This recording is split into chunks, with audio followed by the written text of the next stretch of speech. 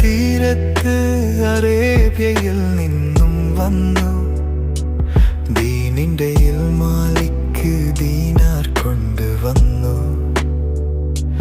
തളങ്കര തീരത്ത് അറേബ്യയിൽ നിന്നും വന്നു.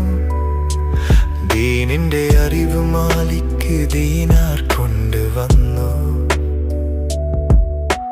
പള്ളി പണിതും ദീൻ വളർത്തിയും പുണ്യമായ ജീവിതം നാട്ടിൽ നയിച്ചു. മരണം വന്നപ്പോൾ മഖാമിൽ മറവ്, മണ്ണിൽ ചൊരിഞ്ഞു ദീനിന്നറിവ്. ഓ മാലിക് ദീനാർ ഉറൂസ് ലോക പ്രസിദ്ധം. 2026 ഡിസംബറിൽ നടക്കുന്നു.